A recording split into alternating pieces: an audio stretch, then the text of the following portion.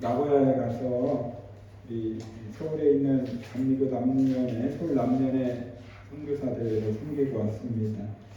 마지막 날 폐예배를 하는데 저는 밖에서 준비하고 있었어요. 체크아웃하고 준비하고 있었는데 짐을 차에 실었습니다. 그런데 갑자기 큰일이 생겼습니다. 오사거리가 있었어요. 소동이 있었어요. 저 혼자 30분 동안 갑자기 없어진 차 키를 찾아 헤맸습니다. 방에도 가보고 차를 다 뒤지고 캐리어도 뒤지고 프론트 가서 혹시 신고된 거 있냐고 얘기했지만 나오지 않았어요. 그때 저에게 걱정이 생겼습니다. 그 차는 렌트카였는데 차 키가 없으면 어떻게 되나 그런 생각이 다 드는 거예요. 뭐 어떻게 물어줘야 되고 뭐 사람이 와서 이거 어떻게 해야 되나. 그 순간 차에 있는 어떤 쓰레기를 버리려고 쓰레기통에 딱 갔는데 쓰레기통에서 그 차 키를 발견했어요. 거의 뭐 보석과 같은 보물이었습니다. 제가 차를 타자마자 종이컵에 있었던 쓰레기를 버리면서 같이 버려진 것 같아요. 그래서 찾았습니다. 만약에 거기 쓰레기통에 휴지가 많지 않았어요. 아침이었기 때문에. 만약에 휴지가 많아서 그 키가 무게 때문에 그 안으로 들어갔다면 못 찾았을지도 모릅니다. 여러분, 거기 있는 차 키가 있을 때 그 쓰레기통은 쓰레기통이 아닙니다. 보물이 담겨져 있는 거죠. 여러분 생각해 보십시오. 화장실 변기에 내가 끼고 있던 반지가 거기 빠졌습니다. 거기 물을 내릴 수 있을까요? 절대 내릴 수 없습니다. 아무리 그 변기에 물이 더럽다고 할지라도 어떻게 할까요? 장갑을 끼고라도 아니 왼손으로라도 다이아몬드를 빼내야 합니다. 왜요? 똥물에 빠졌어도 다이아몬드는 다이아몬드이기 때문이죠. 단순한 원리지만 아주 중요한 당연한 것이지요. 사랑하는 여러분, 저와 여러분은 예수 믿고 구원받은 존재입니다. 예수님 자리의 삶을 살아야 되는 그리스도인이 되었습니다. 보석과 같은 존귀한 자가 되었다고 하는 것이지요. 이 땅에 우리가 살고 있지만 어떻게 보면 욕심과 자기중심적이고 전쟁과 가뭄과 자연재해와 여러 가지 부정적인 게 있는 이 땅 가운데 그리스도인으로 산다는 것은 마치 더러운 물에 빠져있는 다이아몬드와 같은 존재라는 것이지요. 절대 어떤 상황에서도 그 물을 흘려내려 보낼 수 없습니다. 왜? 거기 다이아몬드가 있기 때문이지요. 마찬가지입니다. 하나님께서 저와 여러분을 사랑하는 그 사랑은 그냥 그 죄된 모습으로 흘려보낼 수 없습니다. 왜요? 저와 여러분이 십자가 지신 예수님을 믿고 구원받은 하나님의 존재가 되었기 때문입니다. 예수님께서 10장의 초반부터 예수님의 제자들 12를 택하십니다.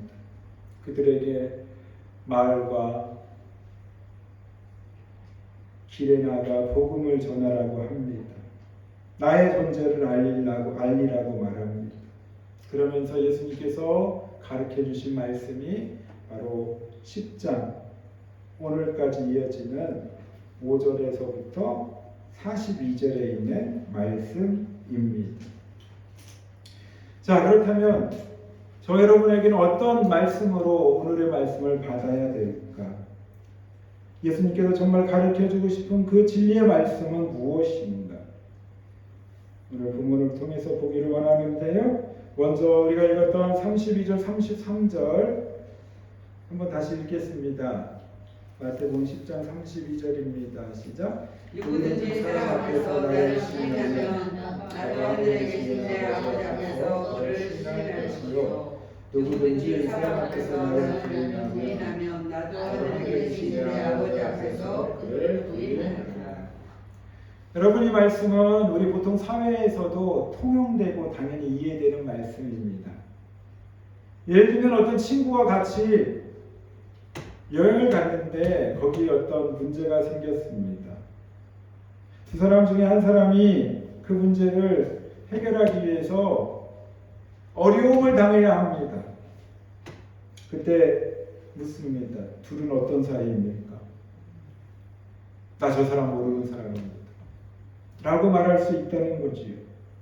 그 어려움을 벗어나기 위해서 사람은 부인할 수도 있고 그 자리를 회피하기 위한 여러 방법들을 찾는 것이 거짓말이라도 해서 그 어려움을 모면하려고 하는 것이 인간의 본능입니다. 그래서 법정에서도요, 예를 들어 검사 앞에 조사를 받을 때도요, 자기가 한 거짓말은 부인한 것들은 다 이해가 됩니다. 왜? 그게 인간의 연약한 본성이기 때문에. 여러분, 우리가 이 말씀은 당연합니다. 시인하면 시인하고 부인하면 부인하겠다고 하는 겁니다. 그런데 여기에 중요한 의미가 담겨 있습니다. 시인한다라고 하는 말은 언어 헬라어를 보면 호모로케오라고 하는 말입니다. 호모로케오. 이 말은 동의한다 라고 하는 말이지. 나를 시인한다고 하는 말은 예수님이 하나님의 아들이심을 나는 믿습니다. 나는 거기에 전적으로 동의합니다 라고 하는 말이에요. 사랑하는 여러분, 그렇습니다. 저 여러분들은 반드시 이렇게 고백해야 합니다. 마음 깊은 곳에서 우리의 믿음의 고백을 해야 합니다. 주는 그리스도시요 살아계신 하나님의 아들입니다 라고 하는 베드로의 고백처럼. 예수님께서 묻습니다. 제자들에게 사람들이 나를 누구라고 하느냐? 그때 제자들이 말합니다. 어떤 사람은 세례 요한이라고 합니다. 어떤 사람은 엘리야라고 합니다. 어떤 사람은 선지자 에레미야라고 합니다. 구약시대 유명한 선지자를 빗대어서 유대 사람들은 그렇게 알았습니다. 선지자 중에 한 사람을 알았습니다. 예수님은 그 이야기, 그 소문들, 그 떠돌아다니는 그런 여러 소문들에 관심이 별로 없었습니다. 그러면 너희는 누구라고 하느냐 나를? 너희 제자들은 나를 뭐라고 생각하느냐? 그때 베드로가 이렇게 고백합니다. 마태복음 16장 16절. 우리 주보에 있습니다. 한번 읽겠습니다. 설교 참고 말씀. 마태복음 16장 16절 시작. 시몬 베드로가 대답하여 이르되 주는 그리스도시요 살아계신 하나님의 아들이시니. 아멘. 그렇습니다. 베드로가 수제자가 될 수 있었던 그 첫 번째 단추는 바로 이 고백이었습니다. 베드로는 적극적으로 대답합니다. 주는 그리스도시요 살아계신 하나님의 아들입니다. 이 이야기를 듣고 예수님이 바요나 시몬아, 내가 너를 이제는 베드로라고 하겠다. 반석이라고 하겠다. 그 반석 위에 내가 교회를 세우겠다라고 축복하시지요. 그렇습니다. 그 축복의 출발이 뭐라고요? 주를 시인하는 겁니다. 하나님의 아들임을 고백하는 겁니다. 바로 이것이 시인한다고 하는 호모로케오라고 하는 말의 진정한 의미입니다. 요한일서 1장 9절에 보면 또한 이렇게 말합니다. 우리 설교 참고 말씀 같이 볼까요? 두 번째 말씀입니다. 요한일서 1장 9절 시작. 만일 우리가 어느 죄를 자백하면 그도 믿으시고 새로 우리가 사랑을 사하시면 우리를 모든 길에서 선택하게 하실 것이요. 아멘. 그렇습니다. 시인한다고 하는 말은 인정한다고 하는 말입니다. 인정한다고 하는 말은 요한일서 1장 9절에 있는 말씀처럼 죄를 자백하는 것입니다. 누구 앞에만? 예수님께. 다른 것에 자백하면 안 됩니다. 다른 것에 고백하면 안 됩니다. 왜요? 그것이 우상이 되기 때문입니다. 그것이 우상이 될 때 우리의 영혼은 깨지고 넘어지고 주님 앞에 돌아오는 데 시간이 많이 걸리게 됩니다. 사랑하는 여러분, 계속해서 33절에 말하고 있는 것처럼 나를 부인하면 나도 하늘에 계신 아버지 앞에서 그를 부인하리라. 보세요. 재밌습니다. 누구든지 사람 앞에서 나를 부인한다. 사람입니다. 사람 앞에서 부인하는 것이 예수님께서 하늘에 계신 아버지께 부인한다고 연결됩니다. 여러분, 원래 이 말은 이렇게 얘기해야 맞습니다. 누구든지 사람 앞에서 나를 부인하면 나도 사람 앞에서 너희를 모른다고 부인하리라. 그렇게 해야지 맞거든요. 근데 뭐라고 말합니까? 하늘에 계신 아버지. 그 말은 무슨 말입니까? 바로 나는 너의 죄를 구원할 구원자이자 메시아이심을 스스로 드러내고 있습니다. 하나님의 거룩한 은혜의 삶을 사는 그리스도인으로서 반드시 기억하고 반드시 주목해야 될 말씀입니다. 우리는 이 땅에 살지만 영원한 하나님의 나라를 사모하는 자들이라는 거죠. 영원한 하나님의 나라를 꿈꾸며 그 꿈을 이루어 나가는, 이 땅 가운데 하나님의 나라를 성취해 나가는 성도들이 됐다고 하는 것입니다. 거룩한 자의 무리라고 하는 말 그대로 한자 성도, 거룩한 무리들. 그 무리들이 모여 주님 앞에 예배하는 것이 또한 에클레시아, 바로 교회가 된 것입니다. 그 교회 안에 모든 것이 평안하고 모든 것이 완전하고 완벽하면 얼마나 좋을까요? 그런데 문제는 그렇지 않다는 거예요. 교회 안에도 어려움이 있고 문제가 있고 사탄이 일하고 있다는 겁니다. 우리 아는 선교사님이 여기 가와구치에서 개척을 해서 목회를 한 4, 5년 했습니다. 교회가 성장이 일본에서 쉽지 않지만 20명씩만 모였어요. 특히 이제 청소년 사역을 했어요. 음악 사역을 했어요. 근데 이 선교사님이 한때 연락도 없고 어떻게 좀 안식년을 간다고 하더라고요. 그래서 그런가 보다 했어요. 3월에 만나서 얘기를 들어보니까 어느 정도 교회가 20명씩 모이니까 사탄이 그때부터 공격을 하는 거예요. 사람을 흔드는 거예요. 문제가 생기는 거예요. 갈등이 생기는 거예요. 그래가지고 교회 성도들이 다 빠져나갔대요. 그래가지고 너무 힘들어가지고 안식년을 했다는 거예요.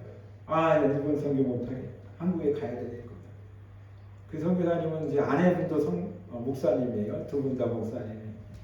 한국으로 가서 우리 한국 목회하지. 그런 마음까지도 먹었다는 거예요.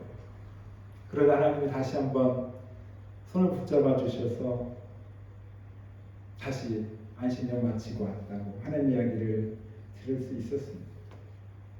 여러분, 제가 한번 예화로도 말씀드렸잖아요.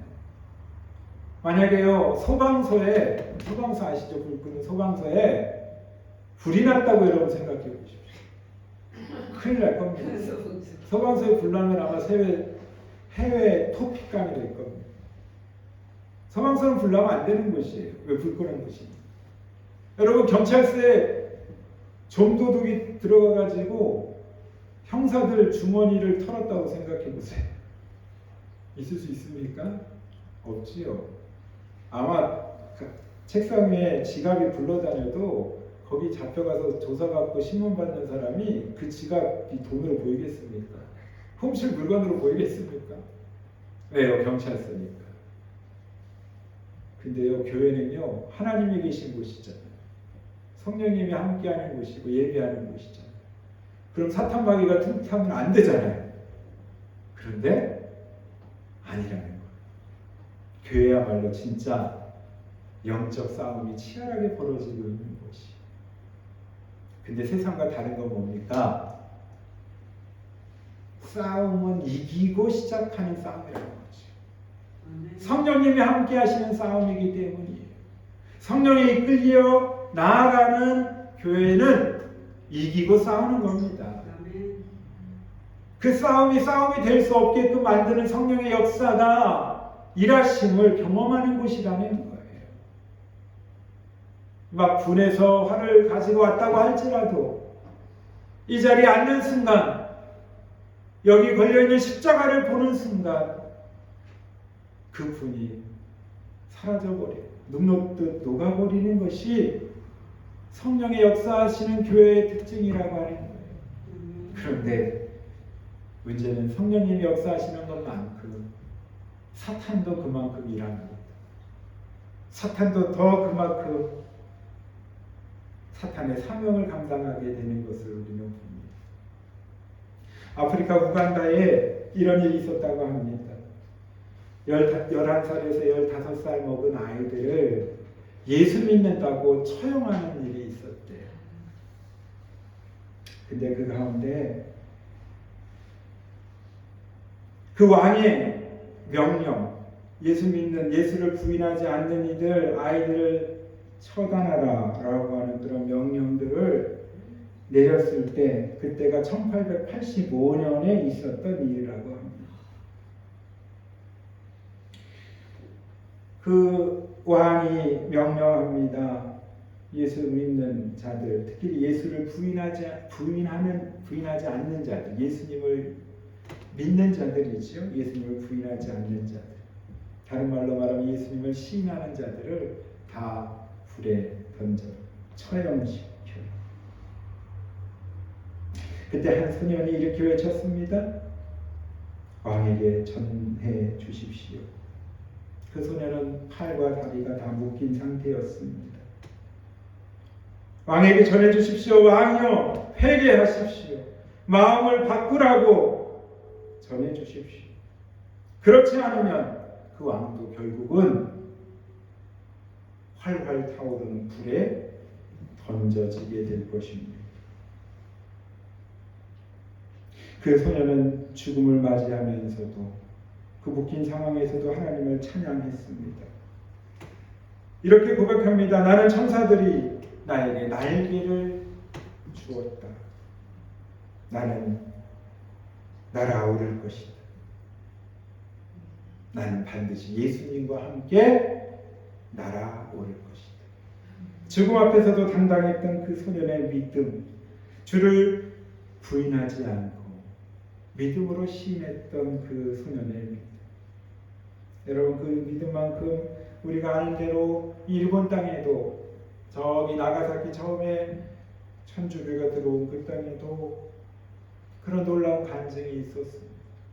엔도 슈샤쿠가 쓴 침묵그라고 말하는 그 후미에라는 게 나오잖아요. 예수님의 그림, 밟는 그림이라는 뜻이죠. 후미에. 예수님을 그려놓고 그 그림을 밟고 지나가면 살고 밟지 않으면 죽는 것. 주님을 부인하라는 거예요. 시인하면 죽는다는 거예요.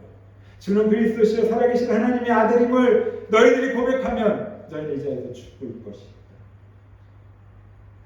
어떤 이들은 그걸 배교라고도 말합니다.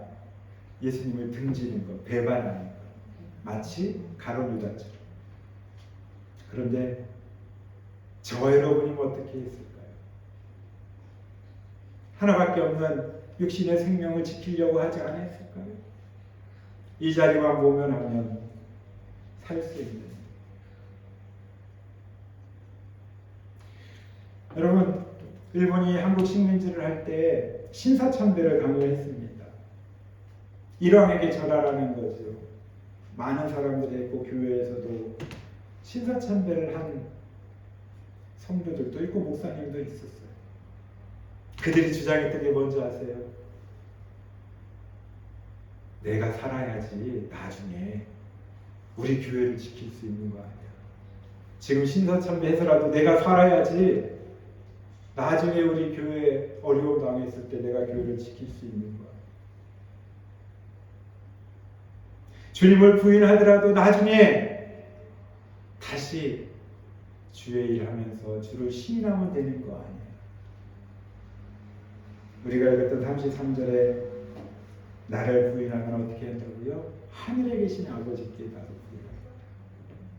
하나님은 다 아신다는 거예요. 하나님은 저와 여러분의 마음 중심을 아신다는 거예요. 그 중심의 관계 가운데 가장 중요한 게 또 가족 관계 아닙니까? 우리 본문 37절에 보면 이런 말씀이 있어요. 같이 볼까요? 시작. 아버지나 어머니를 나보다 사랑하는 자는 내게 합당하지 아니하고 아들이나 딸을 나보다 더 사랑하는 자도 내게 합당하지 아니하며. 주로 시인하는 게 어떤 건가? 시인하는 게, 믿는다는 게 뭘까? 인정하는 게 뭘까? 바로 이것입니다. 아버지나 어머니, 아들이나 딸. 여러분 어려울까요? 어려울까요? 어려워요. 여러분 그 앞에 보면 34절, 35절 말씀 보세요. 화평을 주러 온 줄 생각하지 마라. 검을 주러 왔다. 아버지와 딸이 어머니와 며느리가 시어머니와 불화하게 하려 합니다. 여러분 예수님이 이렇게 얘기하세요. 이게 의미하는 건 뭡니까? 사람의 원수가 자기 집안 식구가 됐대요. 이게 무슨 의미입니까? 가장 치열하게 영적 싸움이 벌어지는 곳이 가족관계라는 거예요. 집이라는 거예요. 철로역정이라고 하는 책이 있습니다. 네, 일부러 영국의 존 바난이라고 하는 사람이 있었지요. 존 바난이 쓴 이 책은 세계적으로도 유명한 책이고요. 영국에서도 성경 다음으로 많이 읽은 책이라고 합니다. 그 존 바난이 복음을 전하기 위해서 옥에 갇히게 됩니다. 그때 사랑하는 가족, 부인과 자녀들을 다 놔두고 특별히 가난한 그 집을 놔두고 복음 때문에 갇히게 됩니다. 그럼에도 그는 하나님을 전적으로 신뢰했습니다. 하나님 원하시고 기뻐하는 것이 무엇인지를 그는 알았습니다. 그럼에도 불구하고 그가 갈등하면서 이렇게 썼습니다. 가난한 내 아내와 내 자식들이 각자 다 흩어져 버리고 우리 가정이 깨진 그 상황을 보면 나는 내 뼈와 내 살이 찢어지는 것과 같은 고난이 나에게 있었다. 이 고난을 스스로 선택했다는 거예요. 천류역정이라고 하는 책을 쓰기 위해서. 그 책은 하나님이 인도하시고 하나님이 함께 하시는 책이라고 그는 분명히 믿었기 때문에 천류역정을 썼던 존 버넌이 가지고 있던 마음의 고백이 있어요. 가족보다도 하나님의 일을 더 그는 감당하기로 결정합니다. 왜 그랬을까? 여러분 설교를 준비하면서 존 버넌은 이 고백을 묵상하면서 답을 찾을 수가 있었어요. 그 답이 뭐냐? 바로 본문에 나오는 38절, 39절에서 답을 찾아요. 우리 본문의 말씀 38, 39절 한번 같이 읽겠습니다. 또 시작. 또 자기 십자가를 지고 나를 따르지 않는 자도 내게 합당하지 아니하리라. 자기 목숨을 잃은 자는 잃을 것이요 나를 위하여 자기 목숨을 잃은 자는 얻으리라. 존 버넌은 천류역정이라고 하는 책을 쓴 이유, 자기의 십자가라고 생각했기 때문이에요. 자기 십자가라고 믿었기 때문이죠. 그래서 십자가를 지고 예수님을 따르는 것을 당연하게 생각했어요. 그 십자가가 온전히 하나님의 거룩한 은혜에 감격을 줄 수 있는 유일한 방법이라고 그는 믿었습니다. 여러분 생각해 보십시오. 십자가는요, 예수님 그 처형을 당하는 그때까지, 그 전까지는요, 가장 수치스러운 형벌이었어요. 그 십자가에서 물과 피를 다 쏟으며 그냥 그곳에서 죽어가는 거예요. 그러면 죽으면 시체를 내려서 장사 지내는 것이에요. 여러분 로마는 그 유대인들을 식민지할 때 예수님이 태어나시기 얼마 전에 이런 일을 했다고 합니다. 이런 기록이 역사적으로 있습니다. 2,000명의 유대인을요 십자가를 쫙 세워놓고 거기서 다 십자가에 못 박혀 죽게 했대. 얼마나 끔찍합니까? 여러분 생각해 보세요. 하나님이 꽃구경 갈 때 벚꽃이 2,000그루가 있다고 한번 생각해 보세요. 화려하고 멋있겠지. 근데 십자가가 2,000개가 쫙 나란히 있어요. 그 십자가는 형틀이에요. 거기서 죽어가는 거지. 왜요? 로마 이 압제 가운데 있었던 유대인들을 본보기로 그렇게 했다는 거예요. 그 형틀의 예수님이 십자가를 지십니다. 우리 갈라디아서 2장 20절 유명한 말씀이지요. 우리 설교 참고 말씀 같이 읽어볼까요? 시작. 내가 그리스도와 함께 십자가를 못 박혔나니 현재 이제는 내가 사는 것이 아니요 오직 내 안에 그리스도께서 사시는 것이라. 이제 내가 십자가 앞에 사는 것은 나를 사랑하사 나를 위하여 자기를 버리실 하나님의 아들 믿는 믿음 안에서 사는 것이다. 십자가를 진다고 하는 것, 그것은 예수 그리스도와 함께 사는 것입니다. 그리스도를 내 안에 모시는 것입니다. 내가 지는 그 십자가, 예수님께서 십자가를 지고 나를 따르라고 하는 그 십자가는 역설적으로 나를 죽이고 나를 그 자리에서 없애는 십자가가 아니라 나를 살리고 나를 그 자리에 새롭게 있게 하는 능력의 십자가라고 하는 것이죠. 그래서 예수님의 십자가를 지고 따라오라고 말합니다. 그런데 보세요. 그 십자가를 지고 나를 따르라라고 하는 말에서 자기 십자가. 혹시 이렇게 착각할 수 있습니까? 나의 병이 나의 십자가입니다. 물론 그럴 수 있지요. 나의 가난이 나의 십자가입니다. 그럴 수 있어요. 나의 말 안 듣는 방탕한 우리 자녀들이 나의 십자가입니다. 그럴 수도 있습니다. 내가 모든 일들, 하는 일들에 짜여서 아무것도 할 수 없습니다. 하나님 것도 나의 십자가입니다. 라고 할 수는 있어요. 그런데 중요한 게 있습니다. 그 모든 공통점이 있어요. 내게 주어진 환경을 내가 짊어진다는 거죠. 그런데 진짜 자기 십자가를 지는 것은 누군가에 의해서 짊어지게 하는 짐이 아니라는 거예요.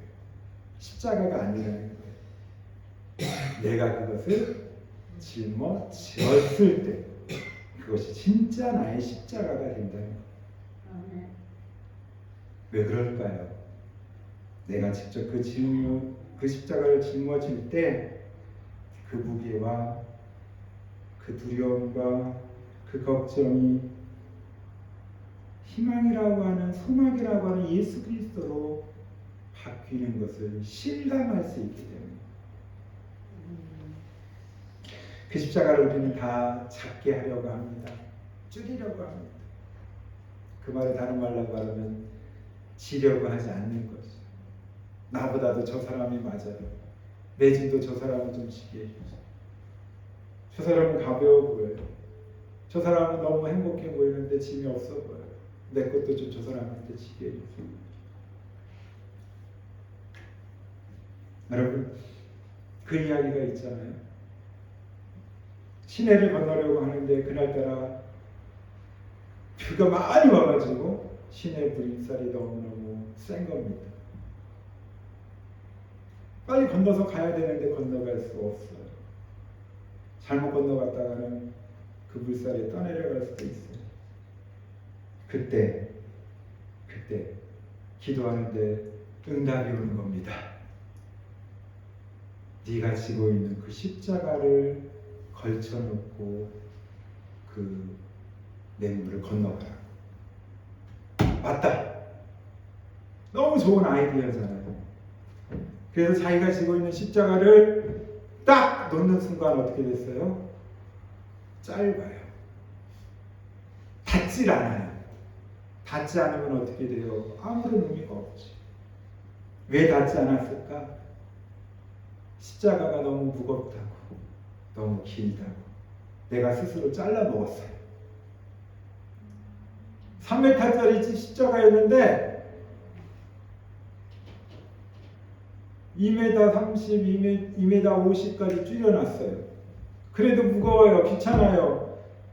싫어요. 그래서 2m로 줄여놨어요. 그 십자가를 놓고 건너가려고 보니까 짧은 거예요. 원래 3m였으면 충분했는데 1m가 날아가니까 짧아진 거예요. 사랑하는 여러분, 왜 자기 십자가를 지고 나를 따르라고 그런 자마다 합당하다고 얘기했을까? 문제와 걱정과 어려움 앞에, 두려움 앞에 그것을 이길 수 있는 유일한 방법, 내가 지고 있는 십자가이기 때문입니다.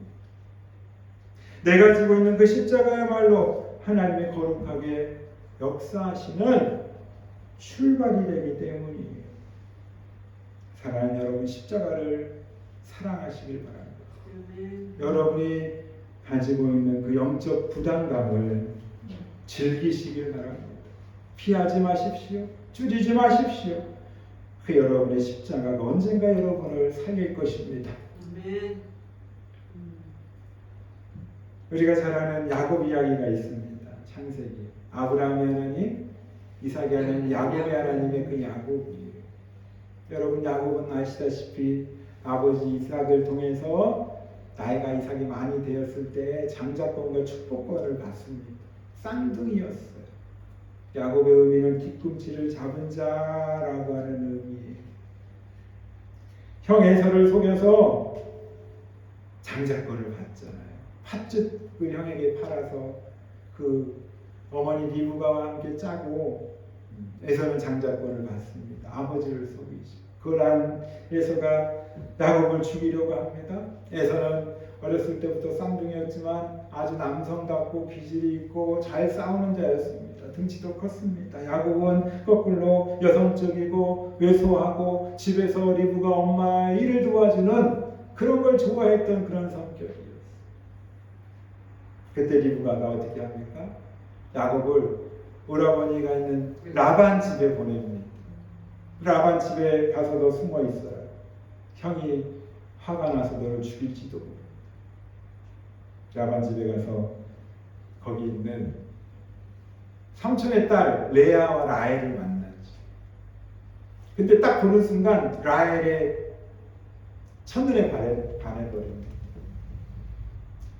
성경에 보면요, 레아는 눈이 나쁘대요. 그리고 라헬은 아리따웠다고 말해요. 여러분, 그때는 안경이 없었으니까 눈이 나쁘면 어떻게 될까요? 자기도 모르게 인상을 쓸 것이고, 그것이 어렸을 때부터 있었기 때문에 쌍둥이였지만 이미지가 달랐던 것 같아요. 자, 그 상황에서 라반이 조건을 걸잖아요.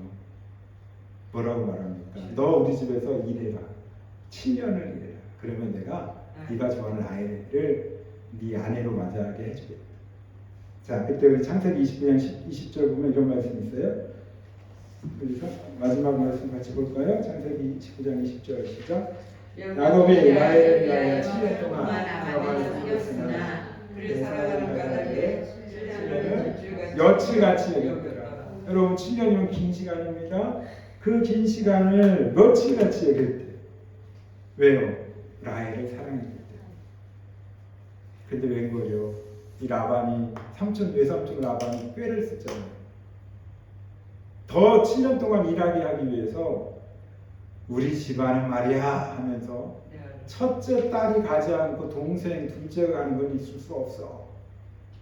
그래서 첫날 밤에 레아 큰 딸을 보내주잖아요.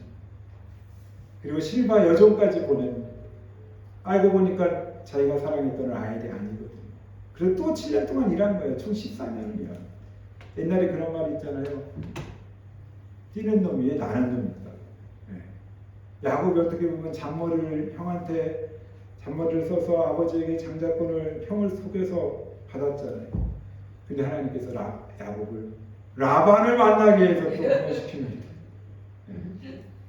산전, 수전, 공중전까지 다 겪었다고 생각했는데 웬걸요? 진짜 나른 놈이 있었어요. 7년 동안 또 열심히 일해서 결국 라헬을 비라라고 하는 여종과 아내로 맞이하게 됩니다. 그래서 총 12명의 아들을 낳죠. 거기에 요셉이 있었잖아요. 그래서 이스라엘 12족속이 야곱의 아들 4명의 아내로부터 얻은 그 아들들이 12족속이 되는 하나님의 일을 이루게 됩니다. 여러분, 제가 얘기하고 싶은 것, 야곱이 라헬을 위해 일할 때 7년을 며칠처럼 생각했던 이유는 뭘까요? 사랑했기 때문이죠. 사랑했기 때문에. 사랑하는 여러분, 예수님이 자기 십자가를 지고 나를 따르라고 하는 말은 다른 말로 말하면 너 나 사랑하니? 라고 묻고 있어요. 너 나 정말 그렇게 네 십자가를 지고 따를 만큼 나를 좋아하니? 라고 묻고 있어요. 한 선교사를 소개하려고 합니다. 영국에 있었던 헨리 마친이라고 하는 선교사예요. 그 선교사가 인도에서 사역을 합니다. 정년이 되었습니다. 은퇴를 했습니다. 모국인 영국으로 돌아와야 되는데 그는 또 다른 하나님의 부르심을 받아요. 바로 그것이 어디냐면 페르시아였어요. 지금으로 말하면 이란, 지금 전쟁 이스라엘하고 하고 있는 이란 땅이었습니다. 의사가 헨리 마친에게 이렇게 얘기했습니다. 마친, 당신 선교지로 만약에 또 가면 죽을지도 몰라. 그럼에도 불구하고 그는 페르시아 이란 땅으로 갔습니다. 그래서 거기서 언어를 배웁니다. 그리고 1812년 신약 성경을 또 현지 이란어로 번역을 하게 됐습니다. 그런데 문제가 생겼어요. 국왕의 허가가 있어야지 이 성서를 인쇄할 수 있다는 겁니다. 그래서 그는 국왕을 만나기 위해서 약 2200km가 되는 그 먼 길을 여행을 시작합니다. 많은 어려움과 많은 문제가 있었지만 국왕에게 허락을 받습니다. 여러분 2200km면요 여기서 인천공항을 왕복하는 거리거든요. 딱딱하고 가는 거예요. 대단하죠. 그러고 나서 겨우 허가를 받고 나서 그는 10일 후에 죽었답니다. 그런데 그가 죽기 며칠 전에 이렇게 기록을 남겼습니다. 나는 앉아 있습니다. 하나님의 위로와 평안을 생각합니다. 나는 조용히 혼자 예수님만을 생각합니다. 내가 만나고 싶은 그 예수님, 나의 친구가 되었던 그 예수님, 나의 위로가 되었던 그 예수님을 나는 곧 만나게 됩니다. 자기 나라에 가서 영국 가서 편안하게 인생을 마무리할 수도 있었겠지만 그 페르시아 그 이란 땅에서 성경을 번역하며 그는 목숨을 다할 때까지 예수 그리스도의 십자가를 지고 달려갔습니다. 여러분 얼마나 귀합니까? 얼마나 예수 그리스도의 흔적을 몸으로 나타내고 있습니다. 마지막으로 우리 고린도후서 4장 10절 말씀 한번 찾아볼게요. 우리 성경에 나오는데 저기 주부에는 없습니다. 우리 고린도후서 4장 10절 이 말씀 읽고 신약성경 289쪽입니다. 289쪽 제가 가지고 있는 성경으로 고린도후서 4장 10절 같이 읽겠습니다. 289쪽 고린도후서 4장 10절 시작. 우리가 항상 예수의 죽음을 몸에 짊어지면 예수의 생명이 또한 우리 몸에 나타나려 합니다. 아멘. 왜 십자가 지고 따라오려고 하셨을까?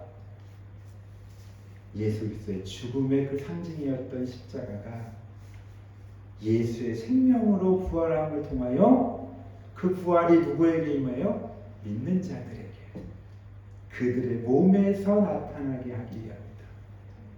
사랑하는 여러분, 예수님은 여기까지 우리를 인도하고 계세요. 여기까지 예수님은 생각하고 계세요. 왜 십자가를 힘들게 지고 따라오려고 했을까? 편하게 아무것도 없이 따라가면은 더 잘 따라갈 텐데, 예수님이 원하는 것은 그 십자가를 통해서 너의 생명이 구원받았음을 많은 이들이 보게 하고, 그 보게 함을 통하여 그들이 또한 예수님을 만나게 하기 위함이다. 또 다른 생명을 낳게 하기 위함이다. 복음이 정체돼서 묶여있고 갇혀있는 것이 아니라 많은 이들이 그 십자가를 바라보며 복음이 저런 것이구나라고 흘러가길 위함,